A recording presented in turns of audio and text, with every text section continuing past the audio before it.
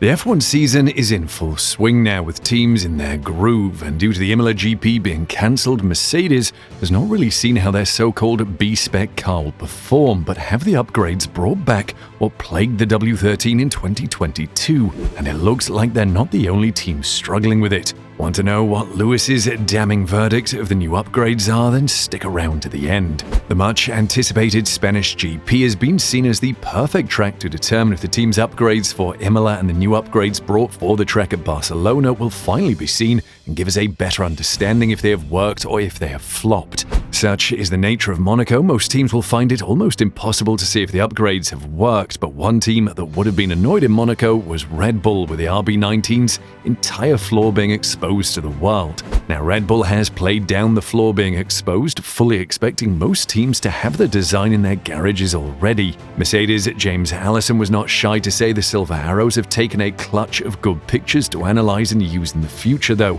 Indeed, the behind-the-scenes buzz is that Red Bull's rivals are fascinated with the complexity and intricacy of the floor, but also the blackened coloring of the plank, indicating the extent to which the car touches the ground. There must be one or more clever aerodynamic and mechanical tricks going on, Automotor and Sport correspondent Andreas Haupt said. F1 correspondent Haupt, however, thinks Red Bull's rivals will actually be more concerned than confused. We hear that the competitors are somewhat dismayed at how much further along and how much more complicated the underbody of the Red Bull is, he said. Now, the Spanish GP has come too early for the teams to understand the complexity, and by how it sounds, the teams won't be really able to understand it. Even if they could, it doesn't mean it will work, as aerodynamics are a tricky thing. And just because you update the floor, it is how the whole package works together rather than just a single component. I guess that's why the Red Bull engineers are being poached left, right and center, with the latest news coming out of the team that they have lost a significant member of their team.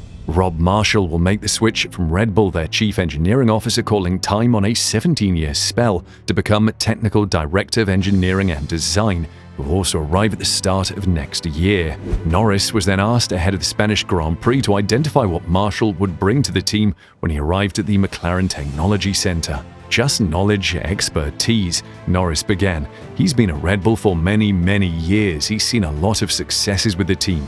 He's been with some of the best minds within Formula One, and he's definitely part of that group. And can you blame the other teams? Red Bull is absolutely dominant. The job that Fallows has done at Aston Martin highlights how strong the team really is. Such is the dominance of Red Bull that even Toto has admitted they will be changing their concept and following Red Bull's design, with the first glance of the car in Monaco showing that the zero-pod design has been ditched.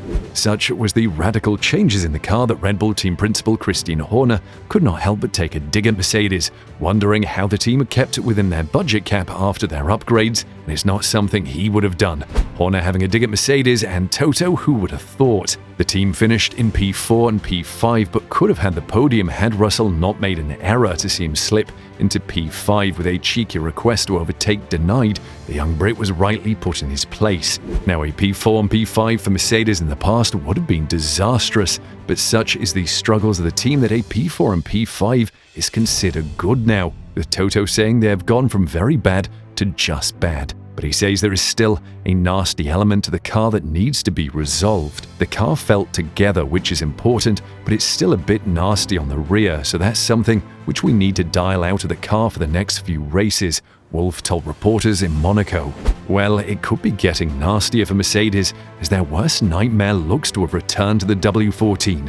Russell took to the team radio early on during FP1 to complain of bouncing in the W14.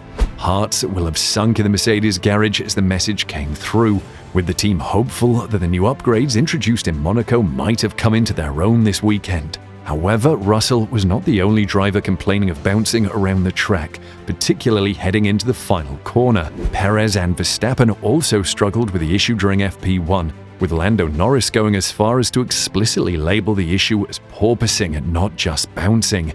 Even Max Verstappen took to the team radio to say the car was bouncing. Car is bouncing under braking into turn 10 and in the last corner, the championship leader said. Now, it wasn't only in FP1 that the teams were complaining, with George Russell having this to say about the Mercedes. Quite a lot of bottoming, he said over the radio. And Hamilton was not exactly complimentary after the race, with the 7-time world champion having this to say about the car. "It was a difficult day one, just getting on top of the tires and the deck. The car feels like a car," said Hamilton. "It is very close between us and that middle. After P5 back to P10, it is very close between us all, and it's impressive to see the improvements everyone seems to have made. If you look at Ocon, the Alpines are doing great. The Aston Martin was second just behind the Red Bull, which is really impressive.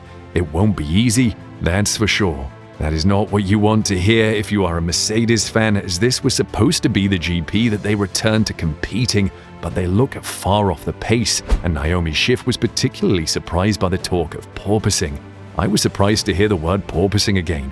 Compromise is the perfect word because we have seen in the past that porpoising doesn't affect the car too much, it's more about driver comfort. It's going to be interesting how much they compromise on that because that will affect the driver's lap time performance and it will be an exhausting race. It seems like it wasn't getting away from the performance too much," she told Sky Sports. Martin Brundle also added his views as he feels that it will always be there as long as it's manageable and that it would be impossible. "I think they will change some of that out, but the floor regulations were changed, but it was never going to take it away completely unless you run the car high, but then you might as well go home if you do that," said Martin Brundle.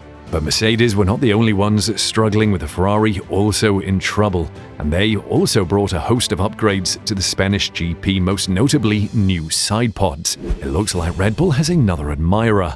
Reconsidering their design approach, Ferrari decided to follow in Mercedes' footsteps and change their side pod concept, opting for Red Bull-style side pods. This redesigned body will make its debut in the Spanish Grand Prix, with Ferrari moving away from the beautiful, still maybe not the fast baby bath design that it's been using since the ground effect aerodynamics era kicked off in 2022.